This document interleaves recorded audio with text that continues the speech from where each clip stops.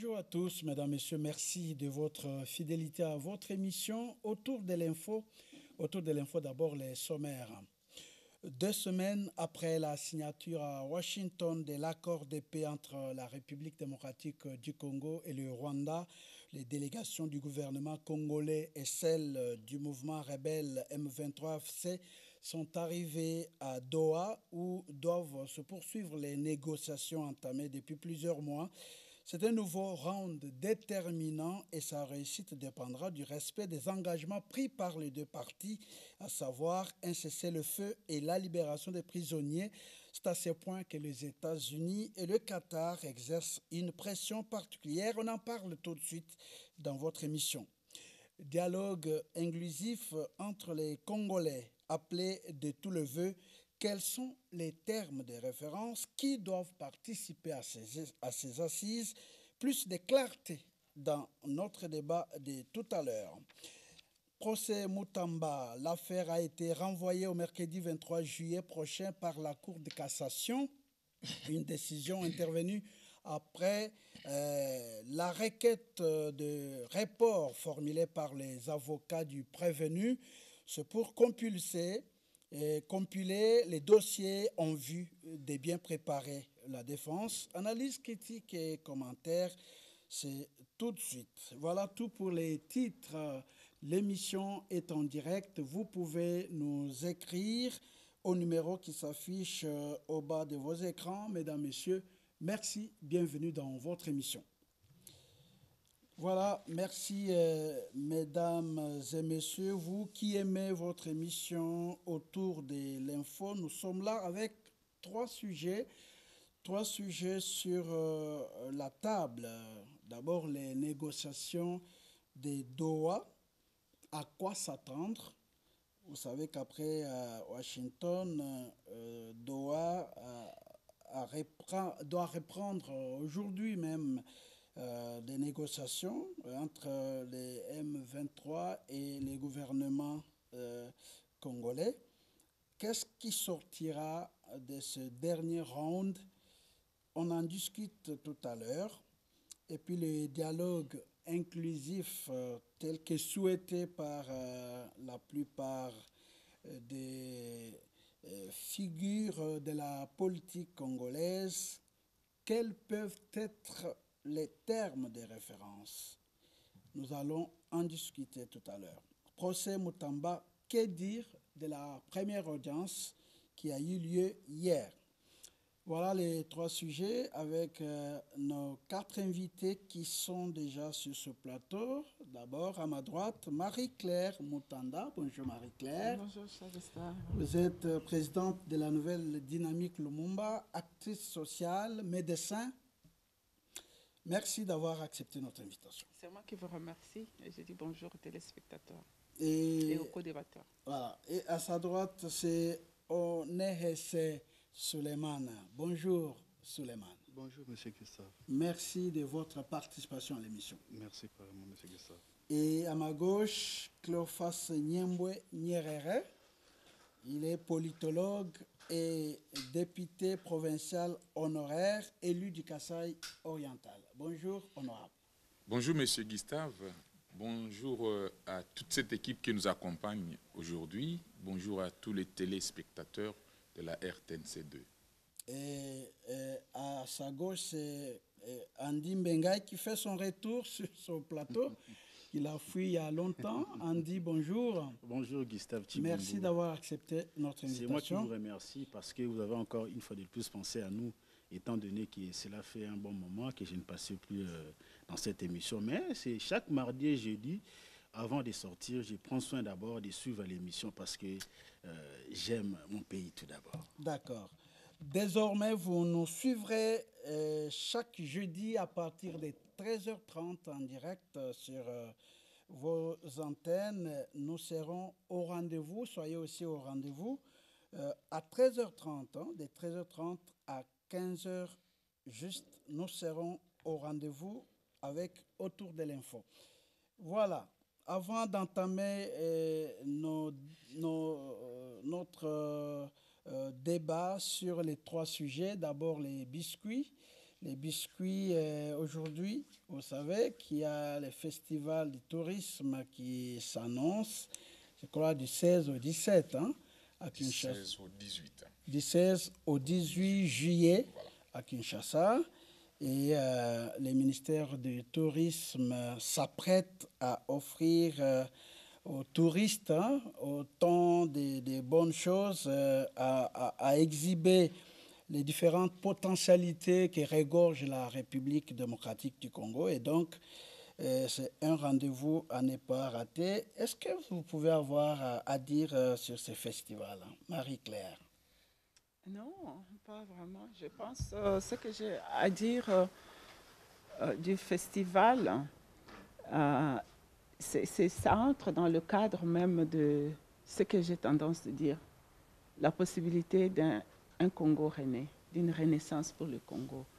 Nous sommes un pays qui a beaucoup de potentiel dans toutes choses. Et le tourisme seul peut déjà être un axe de développement, un levier économique de diversification de notre économie. Donc, de considérer qu'on lance ce festival à ce moment précis, même si nous n'avons pas encore conquis totalement la partie orientale qui est encore sous les embuscades. Ce matin, il y a encore de pétards à Nyangesi. Mais c'est un signe qui montre que nous sommes vraiment dans la renaissance et j'encourage beaucoup le ministère du Tourisme. D'accord, merci. Andy Mbengaï, le festival. Je crois que vous êtes journaliste et vous connaissez ce que c'est les touristes. Et ce festival qui sera lancé bientôt, qu'est-ce que vous en pensez? Franchement, je suis ému parce que au-delà de tout ce qui est problème, tous les problèmes qui ronge la société, je pense que le ministre de la Justice a tapé vraiment du poing sur la table.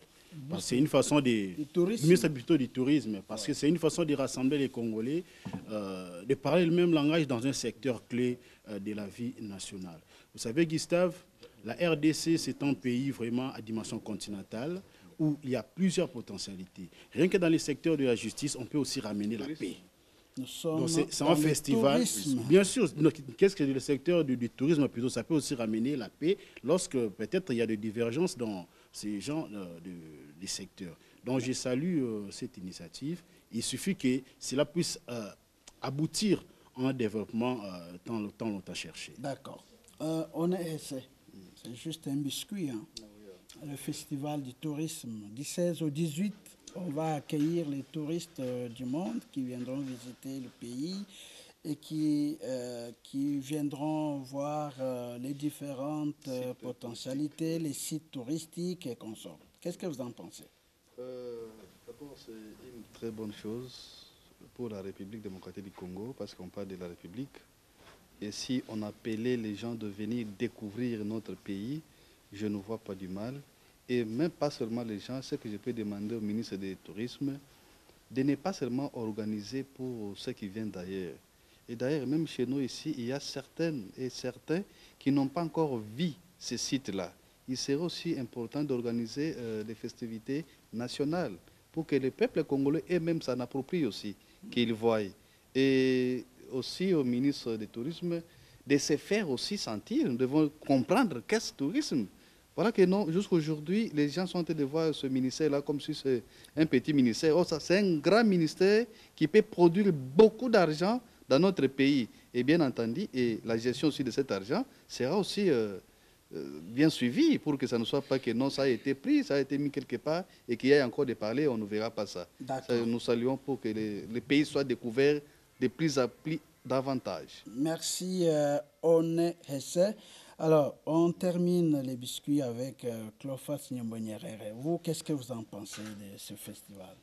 Merci beaucoup, M. Gustave. Je voudrais dire, comme mes prédécesseurs, que bravo à son Excellence, Monsieur le ministre du Tourisme, qui, contrairement à ce que les gens pensaient de tout ce temps, que c'était un petit ministère. Vous savez que le ministère du Tourisme, les gens, quand on affectait quelqu'un là-bas, on dit, mais on l'a envoyé au garage. C'est quel ministère? Et aujourd'hui, que nous puissions commencer à parler du ministère du Tourisme, qui organise, je vous informe, pour la toute première fois, cette activité depuis que la RDC est RDC, donc Festival de musique et de tourisme, en collaboration avec l'ONU Tourisme, le numéro 1 du tourisme au niveau mondial sera ici à Kinshasa. Tous les ministres du tourisme, que ce soit africains et d'autres continents, seront ici à Kinshasa. Vous pouvez comprendre l'ampleur de l'activité là. Et nous disons que l'homme devient ce que lui-même veut qu'il soit. Voilà, c'est la tête de la personne qui conçoit et qui présente la chose. Les ministères qu'on disait que c'était un petit ministère qui ne pouvait absolument pas faire quelque chose. Aujourd'hui, que tout le monde parle du ministère du Tourisme, comme vous l'avez dit, c'est du 16 au 18, on pourra voir des grandes figures plutôt de renommée internationale. Donc, les gens qui viennent de tous les coins du monde et qui viennent à Kinshasa. Vraiment, on va vendre l'image de la République démocratique du Congo. Comme vous le savez, je voulais vous dire, M. Gustave, que les gorilles, c'est notre propriété. Mais étant donné que le ministère du Tourisme ne faisait pas le travail, le Rwanda brandissait partout que c'était lui qui gardait les gorilles. Non, alors que c'est notre propriété. Il y en a autant d'autres. Il y a aussi l'Okapi. L'Okapi, mais il y en a beaucoup. Donc, mais je crois que des événements comme ça, quand la chose est bonne, ayons le courage de dire qu'elle est bonne. Nous disons bravo, courage à son Excellence, Monsieur le ministre Didier Pambia. Merci. Et surtout, du soutien du chef de l'État. Ouais. C'est une activité multisectorielle parce qu'il y a plusieurs ministères qui interviennent dans la réalisation de cette activité. Et nous pensons que nous serons au rendez-vous pour que nous puissions découvrir la République démocratique du Congo. Merci. Un deuxième biscuit, là c'est en rapport avec l'accord de paix, le 13 juillet. À l'esplanade du Palais du Peuple, il y aura un culte écuménique pour saluer l'accord, pour saluer la signature de l'accord. Et parmi les hommes de Dieu qui viendront, il y a des pasteurs américains qui viendront, envoyés par Donald Trump, pour pouvoir prier sur le plan spirituel afin que l'accord soit d'application. Comment vous jugez cette activité en Dimbengaï? Gustave, vous savez... C'est juste un biscuit. Oui, c'est juste un vous biscuit. avez une minute. Vous savez, Gustave, personne ne peut douter de la prière. La prière, c'est une puissance qui libère. Vous savez, prier, c'est bien. Mais qui sont les personnes habilitées ou qui ont vocation de prier pour la nation? Par exemple, c'est ce qui pose problème. Quels sont les pasteurs qui, à ces jours, restent dans la lignée en tant que chrétiens? Étant donné qu'il y a des scandales qui se sont faits au niveau du corps pastoral. Quel scandale. Oui, Gustave. Il y a les pasteurs américains qui viennent, s'il vous plaît, oui. Il y a les pasteurs américains qui viennent ici, envoyés par Donald Trump. Gustave, laissez-moi parler. Et il y a les pasteurs congolais. Ensemble avec les fidèles, on va prier pour l'effectivité. Tout à l'heure, je parlais de la vocation. Oui, les mal. Lorsque vous allez dans les scandales. Oui. Vous vous écartez du débat. S'il vous plaît, laissez-moi parler, Gustave. Ouais. Je disais ceci. Quels sont les pasteurs qui ont la vocation de prier? Ça, c'est une question. Oui, ce n'est pas tout le monde qui devrait être partie prenante à la prière. C'est ça, Gustave. Toi, tu veux trier des gens qui peuvent prier. Ici, moi, je reste formel. Je n'attaque personne. Mais dis-moi, j'ai les personnes habilitées de prier. Ce n'est pas parce que vous êtes pasteur et que vous devez toujours prier pour cet accord. Non. Or, moi, je suggère à ce qu'il y ait des gens crédibles qui craignent Dieu pour prier sur cette affaire. Parce qu'ici, ça n'engage pas non seulement les familles, ça engage toute une nation. Vous comprenez? Être pasteur américain ne veut pas dire être un bon chrétien. Merci. Tout simplement. Non. C'est de là où moi je m'attarde. Merci. Alors, Suleiman Onès.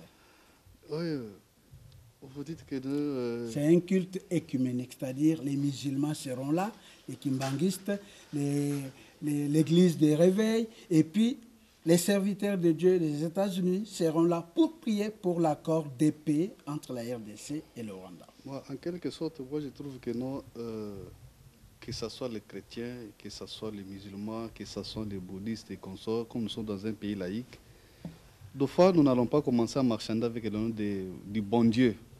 Le bon Dieu n'est pas un bon Dieu commencé. Pourquoi vous parlez de marchander? Quand on prie, on marchande. Écoutez, même vous qui lisez la Bible, si vous lisez bien dans les psaumes, on vous dit, si vous avez un problème, entrez dans la maison, fermez et priez en cachette. Dans la Bible, hein, je ne suis pas parti dans le Coran, dans la même Bible, parce que vous nous avez parlé des pasteurs qui viendront. Priez en cachette et le Dieu va vous écouter. Ce n'est pas en faisant des publicités comme ça que ça va passer. Et autre chose que nous devons revoir, écoutez, l'accord n'a rien à voir avec l'Esprit Saint là-dedans. Il n'y a pas de prière à faire. S'il vous plaît. Bon, comme ils se sont déjà arrangés, et nous aussi, le mal que nous sommes en train de comprendre, et les Américains nous ont déjà étudié, ils ont compris que non, pour les Africains congolais, si vous les amenez les histoires de Alléluia, Amen, ils vont accepter. Imaginez-vous, cette prière-là avec les Américains, ça va nous apporter à quoi? Et depuis tout ce temps ici, ce sont eux qui détiennent la clé de Dieu? Non. Le Dieu est écouté par quiconque quand il est pris en cachette et non pas en faisant des publicités. Ça, c'est dans la Bible. Hein. C'est non pas en faisant des publicités, en faisant des tambours. Et dans le Coran, on ne prévoit jamais une prière en plein air. Lorsque les musulmans s'inclinent, prient même au marché, ce n'est pas publiquement. Comment vous refusez la prière? S'il vous plaît, ne confondez pas la prière, l'invocation de l'islam et cette prière de publicité. Aucun musulman ne fera pas la publicité pour prier pour sa nation. Pour faire une prière de la nation, aujourd'hui, là, vous allez trouver, parce que ce sont eux qui nous ont menés des religions. Vous allez, par exemple, au niveau de l'Israël, il y a la guerre. Mais on parle du culte écuménique, musulman, chrétien, vous avez cité qu'il y aura un groupe de pasteurs américains. Ouais. Vous n'avez pas dit qu'il y aura un groupe des imams américains qui viendront, ou ceci, cela. Ou dans d'autres histoires. S'il vous plaît, que je termine. Oui, j'ai dit, vous trouverez que même en Israël, là où Jésus était, parce qu'on parle que Dieu d'Israël, c'est pour ceux qui prient pour les chrétiens, ils disent que Dieu d'Israël. Quand il y a la guerre, les Américains là, ne se sont pas rendus là-bas pour aller les faire prier. Alors c'est seulement chez nous au Congo, où quand ils ont compris comme ça, il faut venir, que non, il faut qu'on vienne prier pour ça. Laissez-nous le temps de réfléchir, que de nous amener celui-ci à côté, si l'avenir de Dieu, celui-ci dans les quartiers de Dieu. Non, non. Nous-mêmes ici, nous devons prier et dans des cachettes, le bon Dieu va nous écouter. Merci. Il ne faut pas faire une publicité de Dieu. Une prière pour soutenir l'accord. Qu'est-ce que vous en pensez? Moi-même étant chrétien, j'ai un avis contraire que celui de mon prédécesseur. Je crois que prier pour la nation, afin que cet accord soit appliqué et que nous puissions retrouver la paix, je ne vois aucun mal. Aucun mal parce que la Bible dit, vous devez prier pour vos autorités. C'est la Bible qui nous recommande comme ça. Et qu'aujourd'hui, que les serviteurs de Dieu pensent organiser une réunion de prière, je ne vois personnellement aucun mal et je vous informe que je ferai partie de ceux qui vont répondre à cet appel. Merci beaucoup. N'oubliez pas que parmi les stratégies mises en place pour mettre fin à la guerre, il y a aussi un aspect religieux, un aspect spirituel. C'est pour cela que je vous ai dit. Mais protégez-moi que je termine. Je ne suis pas dans ce débat-là. C'est pour cela que j'ai dit que moi, en tant que chrétien, je ferai partie, je l'ai dit, je suis clair, je ferai partie de cette équipe-là. Parce qu'en principe, la nation, c'est la nation. Et qu'on veut parler, donc se mettre ensemble pour prier pour la nation, pourquoi ne pas y aller? D'accord. Marie-Claire, d'accord avec cette prière organisée par l'ambassadeur itinérant du chef de l'État, Antoine Ngonda, en collaboration avec l'Église des États-Unis et l'Église de la RDC. Et autres ministères, il y a des ministères des Affaires sociales et humanitaires qui est aussi impliqué ici, Madame Aziza. Tu sais, nous, l'homme, l'homme n'est pas que la chair. Quand on est assis ici sur cette table, il n'y a pas que la chair qui bouge ou la bouche qui part, il y a l'esprit qui nous anime. C'est pour cela, quand l'esprit n'est pas là, la chair ici n'est rien. D'ailleurs, elle pourrit après quelques heures. Donc, nous avons une grande composante spirituelle qui nous définit. Ça, c'est une chose. La deuxième chose, quand on parle paix, le messager de paix, c'est toujours spirituel, c'est biblique, c'est Dieu, c'est coranique, c'est dans toutes les philosophies, y compris le bouddhisme. La notion de paix est vraiment la notion du bien-être. On est presque créé pour vivre bien dans le bien-être, dans la paix. On ne peut pas ne pas associer la paix et le bien-être. Donc, quand on signe un accord de paix et qu'on se dit qu'on va s'arrêter un moment pour pouvoir entrer dans notre dimension spirituelle, pour remercier, glorifier cela, je trouve que c'est une très bonne démarche. Et puis, quand on parle de justice aussi, c'est toujours lié avec la prière. Ici, cet accord de paix, c'est un accord de justice. Nous avons été agressés pendant 30 ans. 30 ans où nous sommes sous agression d'une multitude de mains, mais avec un négrier qui porte la face, qui est le pays voisin, par son président Kagame, et maintenant qu'il a accepté de signer cet accord pour dire qu'il accepte de faire la paix avec nous, c'est une notion de gloire. On doit le faire. Et en ce moment précis, à Nyangezi, je l'ai dit tout à l'heure encore et je le répète, ils sont en train de se battre. Les militaires rwandais de Kagame et les militaires rwandais de Kabila, les M23, et aussi quelques militaires de Nanga, ils sont en train de se battre en ce moment avec les Wazalendo et à Nyangezi. Et donc, ce n'est pas la paix. Si on peut en ce moment demander, invoquer que Dieu de justice puisse pouvoir être du côté de la justice, parce que ce sont des Rwandais venus sur les terres congolaises pour prendre, s'accaparer des terres congolaises, il faudra qu'ils trouvent la déception sur notre terre. D'accord. Oui. Merci beaucoup, Marie-Claire. Alors, on entame déjà le premier sujet. Le premier sujet, ce sont les négociations qui ont repris aujourd'hui à Doha. Les délégations de la République démocratique du Congo et les délégations des rebelles sont déjà à Doha. Et on pense à un round décisif et déterminant.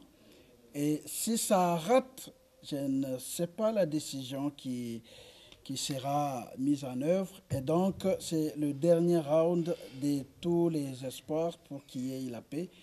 Qu'en pensez-vous, Onerese Suleiman? Oui, je pense que nous continuons à parler des accords et accords. D'abord, on ne parle pas encore maintenant de la victoire qu'on avait beaucoup chanté ici des résolutions des Nations Unies. Et cette fois-ci, on descend un peu sur l'accord.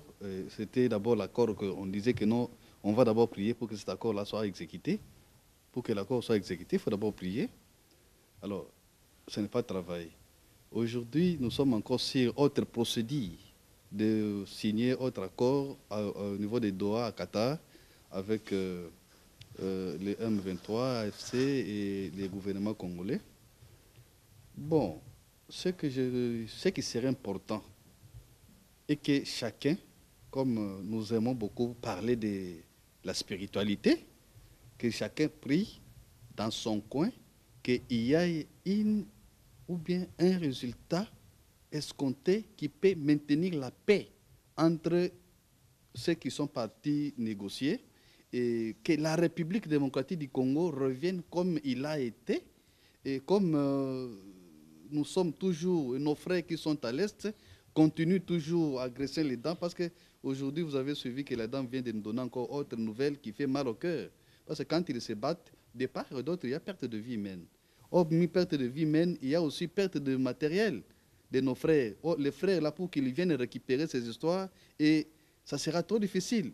Et les vies, je dis bien les vies humaines que nous sommes en train de perdre aujourd'hui, c'est la République qui est en train de gagner et de perdre. Parce que peut-être nous étions, on avait, par exemple, je donne un exemple, on avait peut-être 100 militaires, et quand ils arrivent, et ils peuvent retourner au moins peut-être en 95, nous perdons déjà 5, ça fait partie des pertes. Ce qui serait important, et c'est qu'ils sont partis négocier au niveau des Doha, de part et d'autre, qu'ils réfléchissent bien. Ce n'est pas seulement nos militaires et nos frères congolais qui meurent, même eux aussi qui agressent sont en train de mourir. À cela, qu'ils revoient bien que non, ils doivent mettre l'intérêt de la République en toute première position que leur intérêt égoïste. Parce qu'au moment où ils sont de parler, les intérêts qu'ils vont se diviser là-bas, ou quelqu'un peut demander, parce que de toutes les façons, bien avant, ils ne vont plus dire que non, moi je cherche telle place, mais en réalité, c'est ça leur intention de prendre telle place. Oh, cette place que vous allez prendre, c'est pour vous-même et votre famille.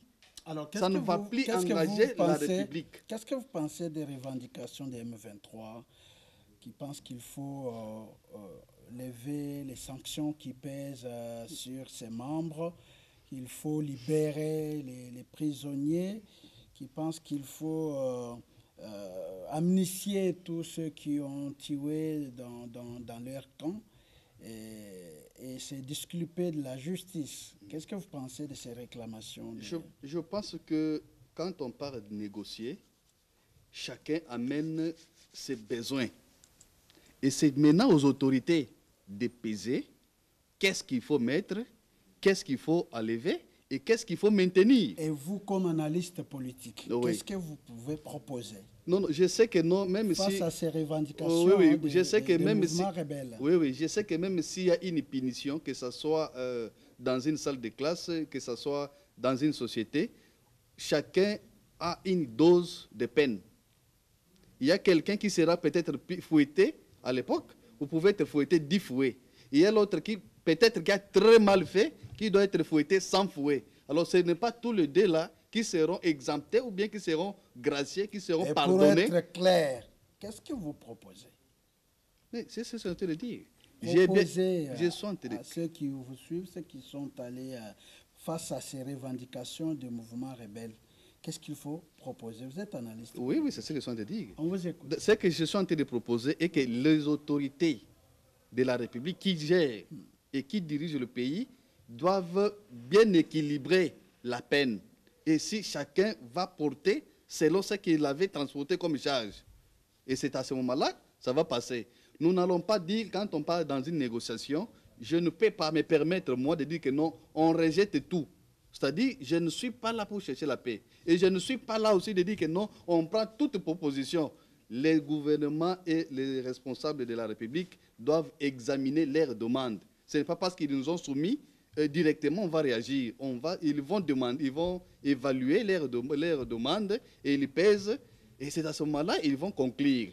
Je ne peux pas directement aller dans la conclusion aussi longtemps que les autorités congolaises ont aussi la latitude de prendre une décision, leur marge de décision là-dessus. Merci, One Hesse. Alors, Andy Mbengaï, les négociations reprennent un round décisif et déterminant. Est-ce qu'on peut espérer une suite favorable de ces négociations qui apparemment semblent traîner encore l'accord qui a été salué comme One Hesse l'a dit, l'accord est là, mais on doit encore négocier à Doha. Gustave, vous savez, il s'agit des négociations. Lorsqu'on parle des négociations, il y a deux pistes, c'est-à-dire le Rwanda, ou quoi qu'ils aient dit, dans ce processus, le colonel Inang avec ses acolytes, ils vont proposer des pistes.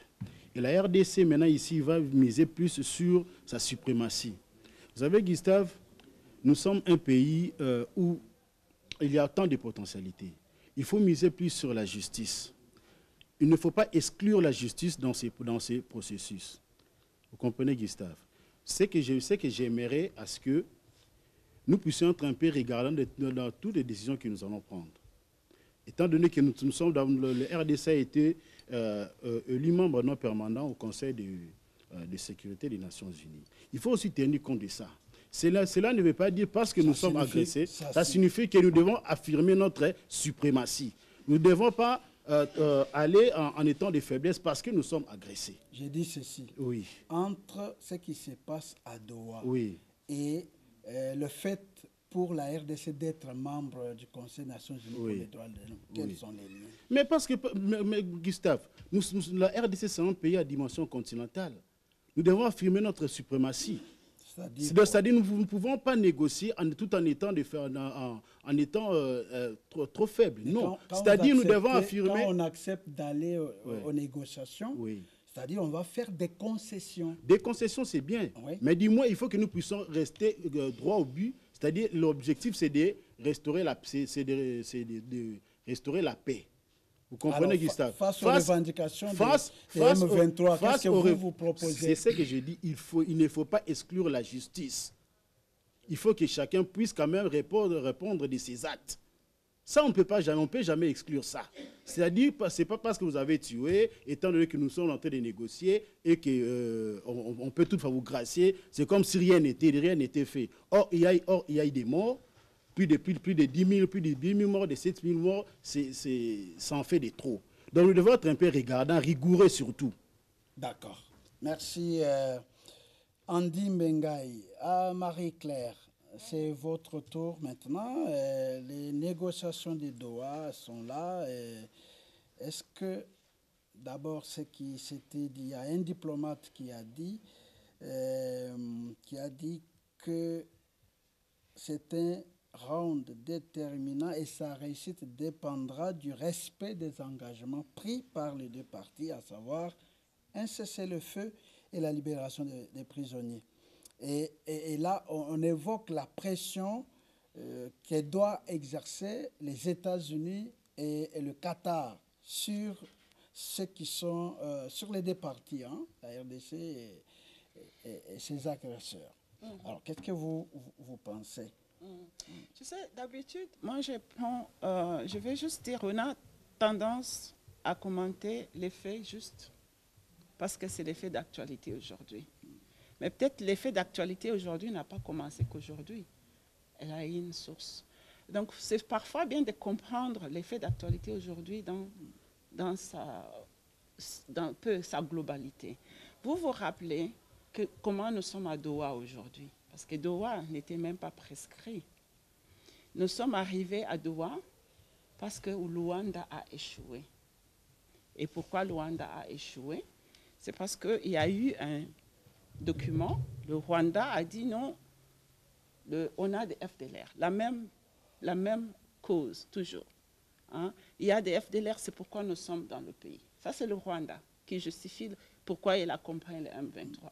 Alors, à ce moment-là, le Congo a accepté de dire, OK, on va faire un plan déterminé et on va, avec les étapes de ce plan, les identifier, les demander de partir, les forcer de partir, faire une conclusion ensemble et arrêter une fois pour toutes. Comme ça, on ne va plus recycler. Ce document très propre, qu'on appelle le CONOPS de Luanda, est arrivé à Luanda. Les ministres des Affaires étrangères l'ont signé. Et quand il fallait que le président le signe, Kagame a refusé de le signer. Et tout de suite après, c'était l'attaque, la chute de Goma. Et dans la chute de Goma, si vous avez écouté les émissions que le communicateur Kalonge a mis une fois sur la place publique, avec des comptes rendus, des réunions des M23, AFC, tout ce monde, y compris même certaines personnes de ce gouvernement qui prenaient place en ligne, ces réunions avaient comme mission pour dire la stratégie d'attaquer, tuer ces gens-là pour forcer le Congo à se mettre à table de négociations avec le M23. Et c'est ce que Kagame et c'est tout de suite, ils ont dit, il faut que le Congo aille se mettre à table avec le M23. Pourquoi? Parce que le président refusait de se mettre à table avec les pantins en disant qu'il aimerait, lui, se mettre à table avec le chef de pantin. Donc, quand on comprend cette générique, on voit bien qu'il s'est mis à table avec les chefs de pantin à Washington, mais parce que les chefs de pantin exigent toujours que les pantins soient là. Ils ont congolisé l'histoire, la guerre qui a toujours été rwandaise. Les Congolais l'ont congolisé. Il faut aller se mettre à table avec eux. Ce que j'aime beaucoup, c'est que le gouvernement a refusé, coûte que coûte, les lignes rouges. Il n'y aura pas de négociation pour brasser les gens. Il y aura la démobilisation, le désengagement et l'intégration des cas au cas par cas. Et là, je rejoins le co-débatteur qui a parlé de la justice. La justice doit être centrale et le pays doit vraiment élever sa justice transitionnelle. Pourquoi elle est centrale? Surtout pour la notion de non-répétition. On ne doit plus se retrouver encore à un autre moment de notre histoire avec deux personnes qui sont aigries ou fâchées de ce qui se passe et qui vont prendre les armes, s'attachent avec un voisin, tuent le nôtre par de nombre et puis après disent que nous sommes en train de parler comme des Congolais. Donc vous n'êtes pas... Il ne faut pas être complaisant. Donc la RDC n'est pas prêt à céder... Il y aura des négociations. Il y aura des négociations. Il y a des lignes rouges. Les mouvements rebelles aussi brandis, ce que j'ai cité. Mais les mouvements rebelles a pris les armes. Il faut amnistier, il faut libérer les prisonniers. Mais tu sais, les mouvements rebelles. Donc il n'y aura pas entente apparemment. S'il vous plaît, les mouvements rebelles. Nous sommes à 40e négociation avec les rebelles dans ce pays. Nous avons eu le Saka, n'est-ce pas? Nous sommes allés à Sun City. Nous sommes après venus à Addis Abeba. Nous sommes allés à Goma. Nous sommes allés partout et on a eu tous ces accords avec ces mouvements rebelles venus du Rwanda. Et chaque fois, ils reviennent. Pourquoi? Parce qu'il n'y a pas de justice. Alors il y a la notion de répétition. Ça donne aux gens de pouvoir, motivation de prendre les armes, aller et de trouver des postes dans la politique et de trouver des postes dans l'armée. Donc c'est pour cela. Il n'y aura pas, cette fois-ci, c'est clair, et ça c'est vraiment un gain, et il faut le féliciter au président qui avait vu alors, clair. S'il y a résistance, qu'est-ce qu'il faudra faire? S'il y a résistance. Mais ce qu'il faut faire, c'est ce qui est en train de se faire. Ils ont pris les armes, ils ont tué ces jours-là dans une façon show, démonstration. 4000 personnes, les femmes brûlées dans les prisons, les enfants, pour forcer le gouvernement à se mettre à genoux, à les négocier. Et Nanga disait même, combien d'autres personnes il faudra tuer pour que Félix vienne à table? Quand il dit ça, c'est-à-dire, ils veulent tuer les Congolais pour forcer. Il faudra qu'ils portent de cette parole-là qu'il avait dit, qu'ils puissent d'abord faire la justice. C'est aussi, comme une fois un des co-débatteurs a dit, c'est aussi une façon d'honorer... On parle de la pression des États-Unis et du Qatar. Les États-Unis ici, encore chers compatriotes, comprenez bien ici que les États-Unis, on parle du Rwanda tout le temps, je parle de Kagame, mais Kagame, s'il a eu la force qu'il a eue, c'est parce qu'il était soutenu par les États-Unis. Maintenant, vous allez me dire, comment? Parce que c'est comme ça. Retenez encore cette phrase, je le reprends. On n'a jamais des amis éternels ni des ennemis éternels, mais seulement les intérêts éternels. Les États-Unis avaient leurs intérêts sauvegardés au travers de la main forte de Kagame.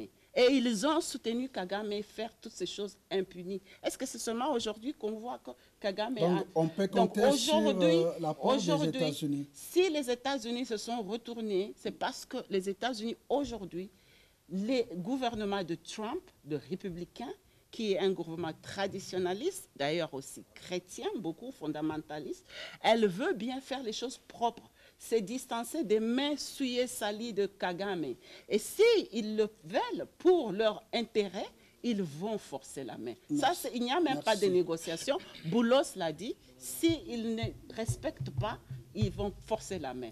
Mais moi, j'aimerais bien que ce soit le Congolais qui force la main. Ce qui se passe maintenant à Nyangezi, que nos FARDC nous défendent, que les FARDC nous rachètent et que les Ouazalendo, les enfants que nous avons accouchés, par le sang, les Ouazalendo, je vous appelle, rachetez-nous et élevez le nom de Congolais parce qu'on était allé dans l'histoire comme étant un peuple qu'on peut faire marcher par un petit peuple marcher jusqu'à Kinshasa et prendre le pouvoir. Merci beaucoup, Marie-Claire. Clofa Signembonyerere, vous pensez que de ces négociations de Doha sortira quelque chose de précieux, de bon pour la paix?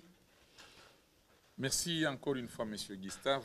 Je voudrais peut-être dire ce que les amis n'ont pas dit, pour dire que moi, je considère les négociations de Doha comme la sous-traitance. Je m'explique.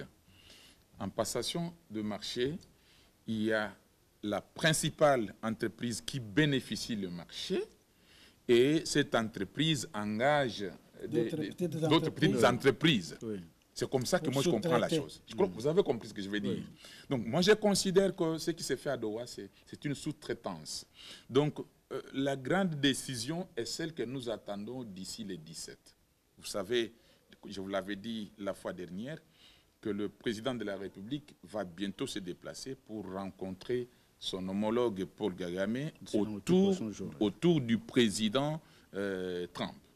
Et c'est à ce moment-là qu'ils vont encore une fois revisiter ce que les deux gouvernements avaient déjà signé et voir comment est-ce qu'on peut aller vite à l'application de cet accord. Et ce qui s'est fait à Doha, c'est comme je l'ai dit, une sous-traitance ne va pas empêcher la marche de la grande entreprise bénéficiaire du marché, que moi je considère ici comme les États-Unis. Donc une sous-traitance, ça peut ou ne pas marcher, ça ne va rien changer. C'est ce que vous allez voir, je soutiens les deux amis qui ont dit, c'est ainsi que vous allez voir que depuis 4-5 jours, non seulement eux renforcent leurs forces aussi, nous aussi à notre tour, nous renforçons nos forces sur le terrain. C'est-à-dire, nous sommes en train de nous préparer conséquemment. Vous avez lu les tweets de l'un des secrétaires de AFC, qui est d'ailleurs parti en négociation hier pour le compte AFC, qui dit clairement que non, j'appelle la communauté internationale à veiller sur ce que l'armée congolaise prépare. Vraiment, cette fois-ci, non. Nous, vraiment, de la manière dont ils ont encerclé. Donc c'est-à-dire, la peur a changé de camp. La peur a changé de camp. Je dis ceci, la peur a changé de camp, c'est-à-dire qu'il y ait des solutions à Doha ou pas, les États-Unis, comme les premiers bénéficiaires du marché, je reviens en termes de marché, le premier bénéficiaire du marché ne va pas croiser les bras. Parce que n'oubliez pas qu'après cet accord entre la République démocratique du Congo et le Rwanda, il y a l'accord d'affaires qui arrive. Donc, cet accord d'affaires qui arrive. Oui, donc, c'est-à-dire, vous n'allez. Donc, les Américains qui doivent mettre l'argent en RDC ne vont pas croiser les bras pour que leur argent qu'ils ont mis en RDC puisse partir comme ça au nom de Kagame. Non. Mais Marie-Claire a appelé les FRDC à pouvoir nous défendre, à pouvoir batailler, à pouvoir. Mais c'est ce que j'ai dit tout à l'heure. Oui, c'est ça. À vous suivre, s'il vous plaît. S'il vous plaît, vous n'avez pas de parole. À vous suivre, c'est comme si tout l'espoir repose sur les États-Unis. Non, c'est ce que j'ai dit. J'ai parlé de l'encerclement de plusieurs cités. Je l'ai dit ici. J'ai dit que l'un des secrétaires de AFC a écrit, il a tweeté, il dit que de la manière dont on nous encercle maintenant par les régimes, vraiment nous demandons à la communauté internationale d'appeler les régimes à la retenue. Donc je vous ai même dit... C'est aussi une façon de nous endormir. Hein. Donc c'est ça. Donc, alors que pendant que eux aussi renforcent, quand nous les faisons, ils disent non. Ils vont même plus loin. Ils disent que nous avons des avions sophistiqués, que nous avons cette fois-ci des mercenaires experts en guerre. Je dis, bazui. Donc nous disons ceci, M. Gustave, que les négociations de Doha, nous allons nous retrouver aujourd'hui pour écouter les uns les autres, mais il y a un principe dans la résolution des conflits. Quand vous allez pour discuter dans une affaire comme celle qui oppose les rebelles et nous, c'est-à-dire il y a une partie qui va gagner dans ce que vous allez faire, et une autre partie va perdre. Donc, l'un perd et il tire. Donc, il prend ici, il laisse là-bas. C'est ce qu'on appelle négociation. Alors, si les rebelles vont penser qu'ils doivent imposer leur ligne à suivre à la République démocratique du Congo, où on doit exempter tous les tueurs qui ont fait couler le sang des Congolais, nous pensons que ce n'est pas une bonne chose.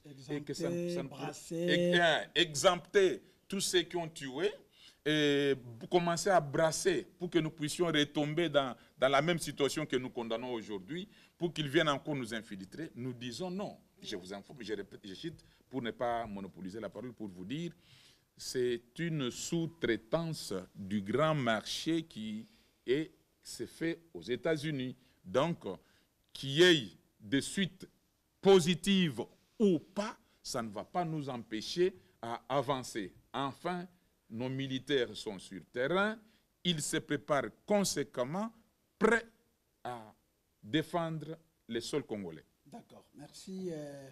Deuxième sujet, dialogue inclusif. Quels peuvent être les termes de référence?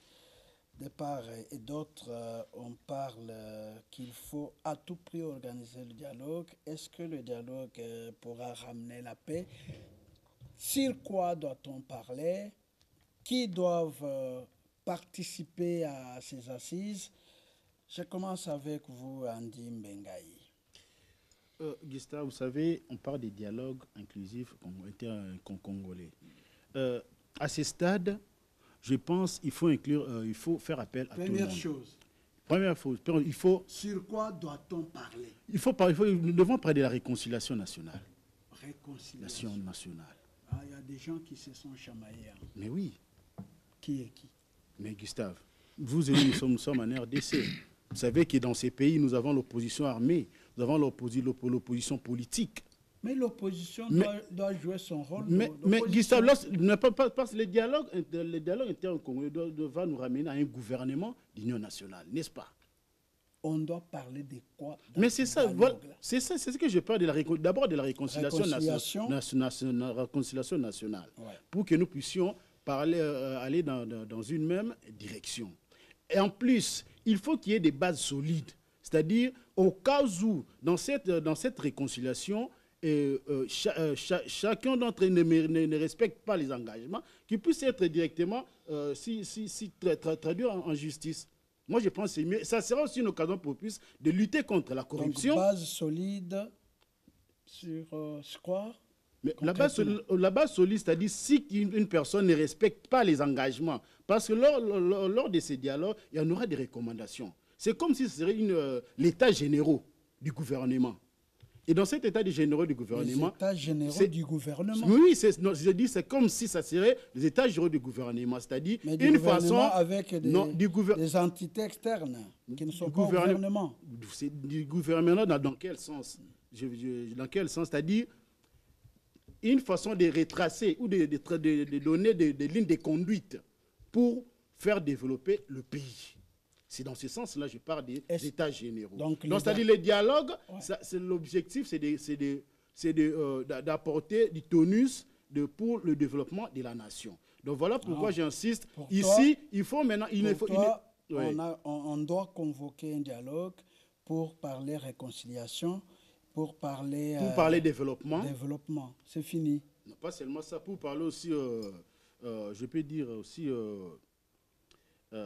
les mots m'échappent, mais dis-moi, pour que nous puissions aller toujours dans de bonnes directions. C'est dans ce sens-là. Et qui doivent participer selon vous? Bon, ceux qui doivent participer, moi je pense qu'il faut qu'il y ait même, si et seulement si, l'accord de Doha nous ramène une suite favorable, inclure aussi l'opposition armée. Ça serait une façon de chercher à découvrir les secrets cachés de ces rebelles. Qu'ils ne peuvent pas révéler à Doha. Oui. Les secrets cachés. Oui, et surtout. Ils vont les révéler à l'issue du dialogue. Mais à l'issue du dialogue, on peut toutefois découvrir autant de choses. Mais ça ne veut pas dire que lorsque vous allez participer dans ces dialogues, vous puissiez être toujours membre du gouvernement. Non. Mais toi-même, tu l'as dit qu'on doit déboucher. Non, mais c'est ça, Gustave, on peut faire appel. On peut faire appel à la société civile. On peut faire appel à l'opposition politique. On peut faire appel à l'opposition armée, ainsi que la majorité. Mais dis-moi, ça ne veut pas dire qu'étant donné que vous avez, on a fait appel à vous, vous devez à tout pour être membre du gouvernement. Non, il faut miser plutôt sur il faut miser plus sur la technocratie. Merci. Il faut qu'il y ait des technocrates. Merci. Pour que nous puissions aller dans une bonne direction. Merci Andy Mbengaï. Alors, Souleymane Onehese, dialogue inclusif entre les Congolais. Est-ce nécessaire? Quels doivent être les termes de référence ou bien sur quoi, justement, on doit parler? Et puis, qui doivent prendre part à ce forum-là national? Je pense que non, quand différentes classes politiques parlent de dialogue, c'est pour une nécessité, laquelle la République démocratique du Congo, pour le moment, est dans différentes voies. Parce que les multitudes d'accords et des rencontres que la République démocratique du Congo venait de connaître quelques mois passés ici, ça prouve à suffisance que non, la République a un problème à l'interne. La raison pour laquelle la classe politique congolaise a dit de se réunir. Et vous me posez la question de savoir de quoi on va parler là-dessus. D'abord, ce que moi je vais proposer, on va d'abord parler les points sécuritaires de notre pays sur tout l'ensemble de la République. On doit parler sécurité. Nous allons parler de la paix. Après avoir parlé de la paix, parce que qui veut la paix doit d'abord préparer la guerre. C'est-à-dire, ce que nous sommes en train de faire comme dialogue, c'est déjà une guerre que nous sommes en train de mener. Après avoir parlé de la guerre, on parle de la paix. Et cette paix, nous ne voulons pas que ça soit une paix éphémère, temporaire, comme si que ça devienne toutefois à un moment là qu'il y ait un rebondissement. Et si je parlais que non, qu'on parle de la sécurité nationale, c'est dans tous les coins de la République. Parce qu'il y a certaines personnes et certains Congolais, et surtout avec les étrangers qui font semblant aujourd'hui comme s'ils nous aiment là, et demain, ils ne vont plus nous accepter que nous soyons en paix. Ils peuvent laisser l'Est et ils attaquent autre coin. Alors, quand nous serons tous ensemble et on parle de la paix et on vient parler de la sécurité, bon, après ça, on vient voir la stabilité de la République. Parce que quand on a parlé, qu'on parle de la sécurité, on parle de la paix, stabilité. On veut voir la stabilité. C'est à ce moment-là que nous n'allons pas encore connaître ce que nous avons connu auparavant. Comment nous pouvons parvenir à arriver sur la stabilité? C'est-à-dire, vous risquez de me poser encore la question de dire que non, qui seront là? Je risquerai de passer par là. Mais oui, c'est la question. Ça doit venir. Tu dois nous dire, selon vos analyses, vous devez nous dire, selon vos analyses, qui doivent prendre part à ces assises. Certainement, quand on parle de la stabilité, c'est toute couche confondue. Ceux qui vont prendre part, ce n'est pas seulement les politiques, que ce soit l'opposition armée ou non armée, ce n'est pas seulement cette classe.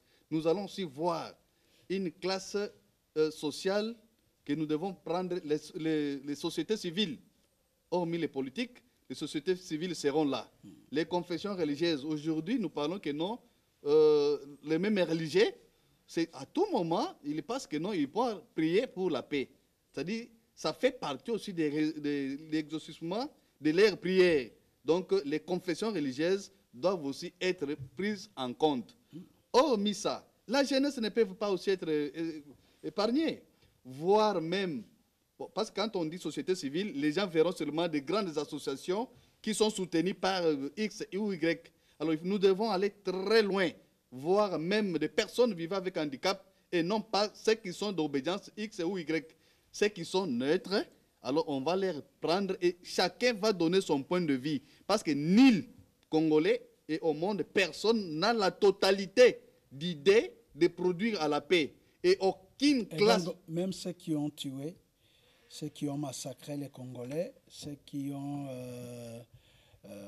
créé, ceux qui ont trahi, ceux qui ont ravagé l'Est de la RDC doivent participer au dialogue. Monsieur Gustave, cette question n'allait pas avoir lieu parce que si vous suivez bien, quand on parle que non, on va appeler toutes couches confondues.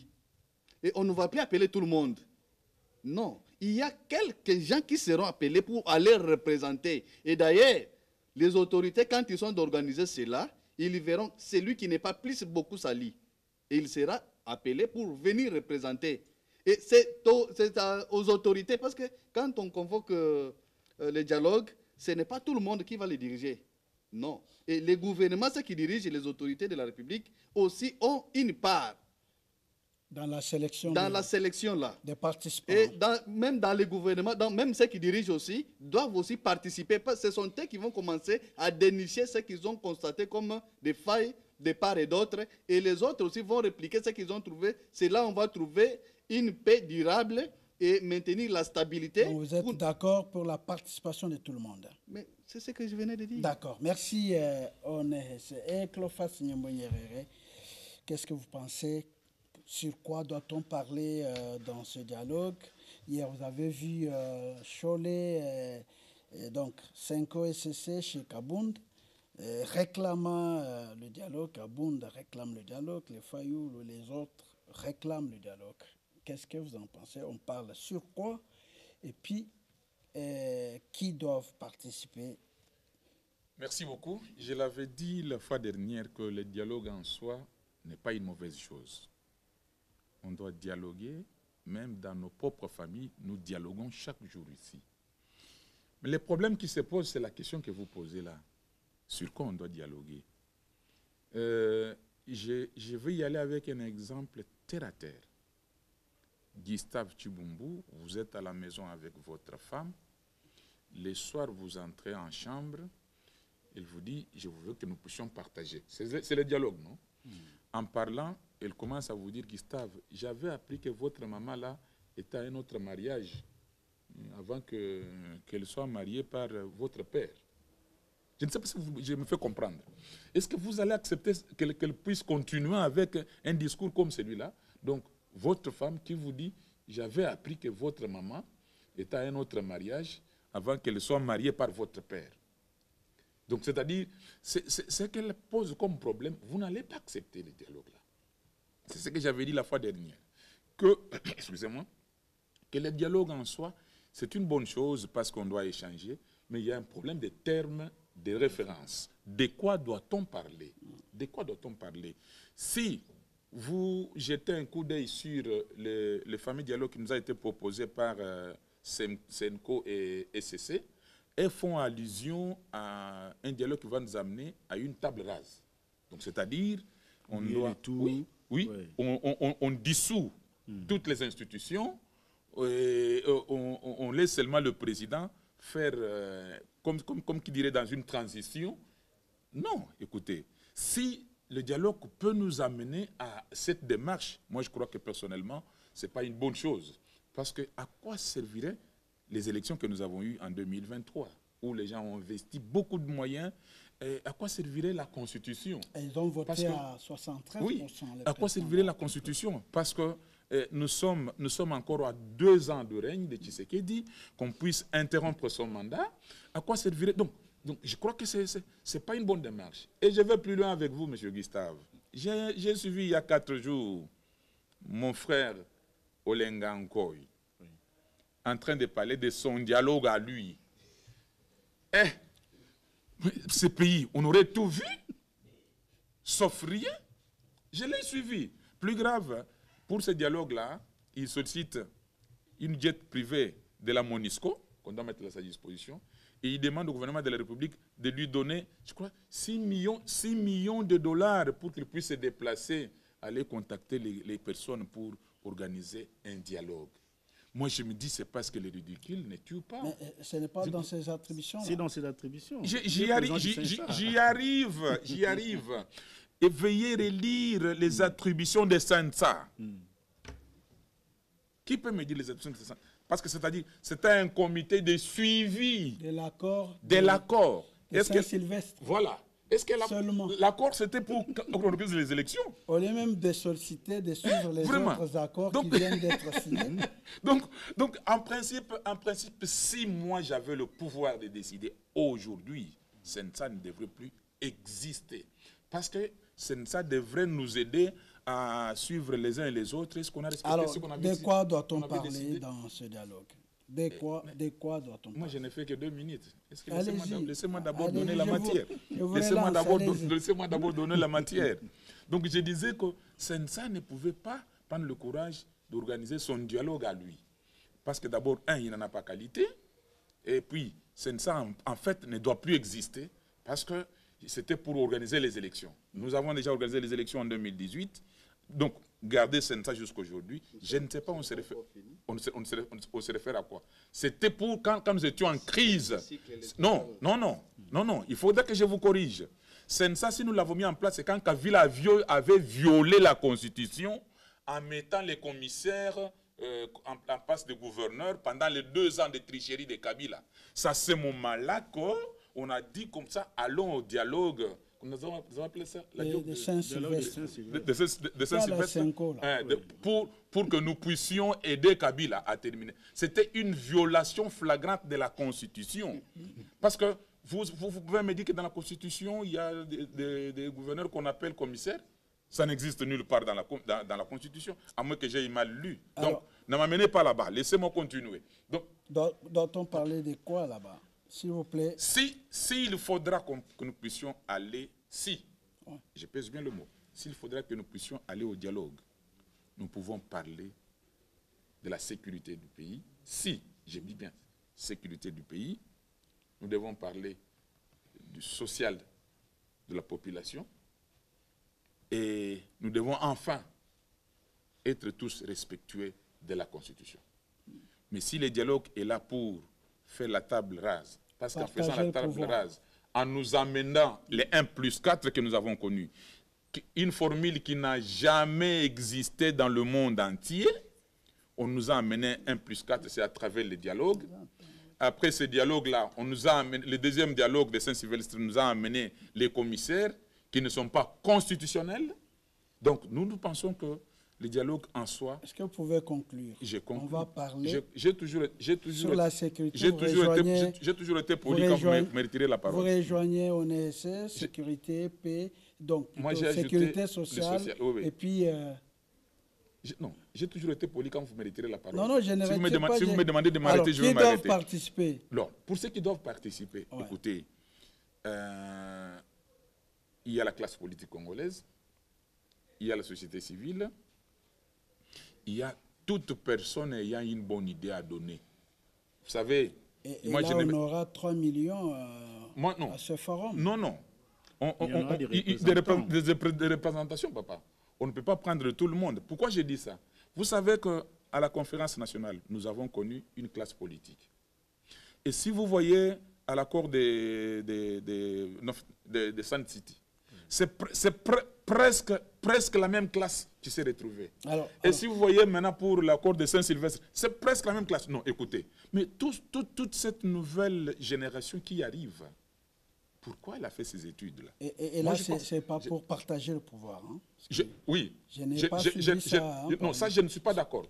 Au moins, lui a dit on va déboucher par le gouvernement, mais ce n'est pas pour partager le pouvoir. Partager le pouvoir, ça, je ne suis pas d'accord. On va se le partager sur quelle base? D'accord. Nous parlons République. Sur quoi doit-on parler? Les autres ont parlé. Paix, sécurité sociale. Lui, Mbenga, il a parlé du gouvernement. Hein. Il dit on va déboucher par le partage du pouvoir. Et vous, qu'est-ce que vous en pensez? Bon, je ne sais pas pourquoi vous voulez que moi je pense que c'est important qu'il y ait dialogue. Vous auriez pu me poser d'abord la question, ce que je pense par rapport au dialogue lui-même, d'abord. Ouais. Nous sommes une société africaine, comme l'honorable venait de le dire. Donc nous sommes une société à tradition orale et qui parle, qui dialogue sous l'arbre, l'arbre par l'arbre. Donc les dialogues, on en a par nature. Mais ces dialogues précis, il y a une cacophonie totale autour de ces dialogues. Je ne sais pas c'est quel dialogue. On parle du dialogue que la CENCO avait recommandé, qui s'appelait Pacte social. Ils avaient défini que c'était pour la sécurité et le bien-être, l'équilibre. Bon, c'était venu au mois de janvier parce qu'il y avait Nanga qui avait attaqué autre, qui menaçait. Donc, c'est pour dire que si l'accord était prévu pour pouvoir répondre à la situation d'agression ou de violence pour estimer avoir la paix, il y a des mécanismes qui, en ce moment, sont en train d'adresser ces problèmes-là.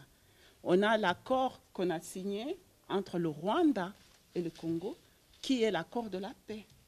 Et cette paix, on la veut durable et réelle. Donc, il faudra mettre des mécanismes en place par rapport à tout ce qui est agréé là-bas et qu'on commence à arriver à la paix durable. Donc si on est déjà en train de travailler sur cette paix, réinvestir encore dans des mouvements des gens, venir ici pour parler, ainsi de suite. Mais ces pays-là, on a besoin un peu de commencer à travailler directement, aller vers les résultats des choses. Donc, le dialogue pour vous, c'est important. Sincèrement, pour l'instant, si c'est un dialogue pour venir se partager, comme on disait ici, de pouvoir, ça ne sert à rien. Mais on a besoin aujourd'hui... Kabila réclame le dialogue. Nanga et Kabila, leur place, c'est la prison. Hein.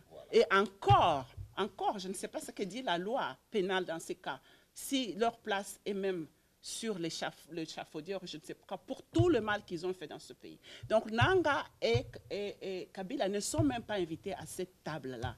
Eux, leur place, c'est d'abord d'aller payer en prison ou n'importe où ils devront aller payer tous les morts qu'ils ont sur les mains.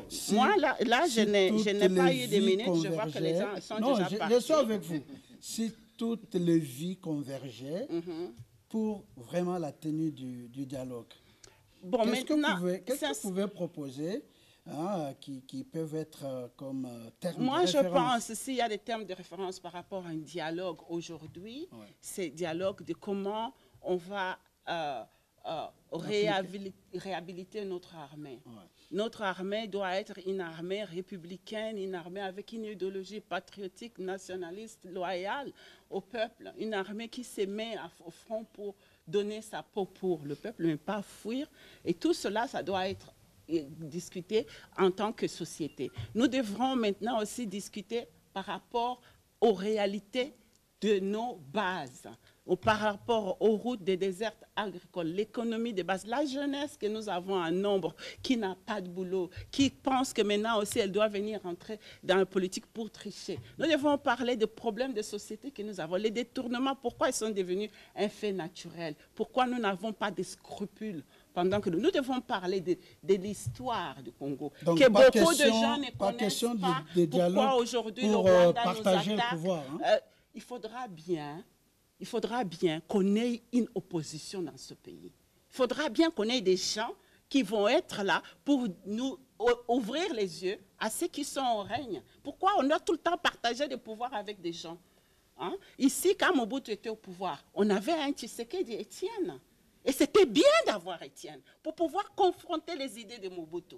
Et aujourd'hui, Tshisekedi est au pouvoir, nous sommes dans la démocratie, mais que la position assume qu'elle puisse pouvoir engager la population sur ces problèmes que la population a besoin des gens pour les défendre. Parce qu'apparemment... Bon, il ne faut pas chercher tous à aller au pouvoir. Apparemment, tout le monde est debout pour solliciter les dialogues. Même celui qui l'avait prescrit 5 ans n'a plus de droits, des faits maintenant. Focalisons sur des choses qui payent directement. Focalisons sur l'éducation de nos enfants, la matière. Focalisons sur la santé. Focalisons sur la route. Et il y a des choses qui se font. Focalisons sur ce qui est en train de se faire là. Commençons à délivrer maintenant. Et arrêtons de parler toujours. Parlons de soi. On termine une minute à chacun. Procès Mutamba, que dire la première audience? Je commence avec vous, Suleiman Onehese. Que dire de la première audience Mutamba? Une minute, s'il vous plaît. On a fini l'émission. On n'a pas de commentaires sur le procès. Nous avons suivi tous en direct et ceux qui étaient présents dans la salle ont suivi. Et le procès a commencé hier. Et c'est normal des droits qu'après le procès pénal de ce genre, il faut qu'on revoie, on renvoie ça pour 2 semaines. C'est logique, au moins dans les procès civils où on a toujours renvoyé pour le mois. Mais comme c'est dans les procès pénals, ils ont renvoyé 1 ou 2 semaines. C'est normal, il n'y a pas de problème. Alors, dans ce sens, c'est la justice qui fait son travail. Je ne saurais pas, et je n'ai pas le pouvoir de me substituer à la décision des juges. Vous êtes confiant aux juges de la Cour de cassation? Non, ce sont nos juges à nous de la République. Alors si moi je passe aujourd'hui, je dénigre mes juges de la République, qui va les valoriser? D'accord. Alors. Cléophas Nyombenyere. Merci beaucoup. Un mot, parce qu'on a fini. Je ne vais pas m'hasarder sur cette piste-là. Surtout qu'il s'agit de la haute cour. Et qu'un procès qui a été ouvert hier, juste qui s'est limité à l'identification, et on a demandé qu'il y ait une remise sur demande des avocats de M. Moutamba. Je ne sais pas, moi, Niembo Nyerere, qu'est-ce que je pourrais dire à la place des juges qui devraient dire. Au contraire, par mon éducation, je ne me réserve pas le fait que... Vous ne pouvez pas demander pas. aux juges d'avoir un procès juste à l'endroit des... Je n'ai rien senti d'injustice dans ce qui s'est fait hier. Comment peux-je demander aux juges d'être justes? Si j'avais peut-être senti quelque chose d'injustice dans ce qui s'était dit hier, là je pourrais dire ça sent mauvais. Mais ici, je n'ai rien senti. Je vais dire quoi? Moi, je dis simplement, nous laissons la justice faire son travail, et nous allons suivre de plus près, mais que la justice soit faite et qu'elle soit une justice équitable. Merci. Merci beaucoup. Andy. Merci beaucoup, Une Gustave. Vous savez, c'est un dossier Rapidement, hein. qui se trouve au niveau de la justice. Je pense que à ce jour, c'est une leçon que nous, jeunes, nous pouvons vraiment tirer. Lorsque nous aurons quand même la chance de diriger la chose de la République, la chose de la République. Donc, sur ces dossiers, que les juges soient faite équitablement, parce que si je commençais à vous relater ce qui s'est passé, mais du moins, au vu aussi de tout le monde, j'ai vite compris que même dans la Bible, c'est écrit, l'humilité précède la gloire. Alors, Marie-Claire, on termine avec vous. Hein. Un mot sur... Commentaire. Ouais. Vous n'avez pas de commentaire. Ouais, hein? pas de commentaire. Ah, d'accord. Que justice soit faite. D'accord. Voilà, on a fini pour aujourd'hui. Merci à Marie-Claire Moutanda, merci à Suleiman One Esse, merci à Cleophas Nyembwe Nyerere, merci à Andy Mbengaï, merci à toute l'équipe technique, merci à la réalisation et pourquoi pas à notre assistante. La suite au prochain numéro.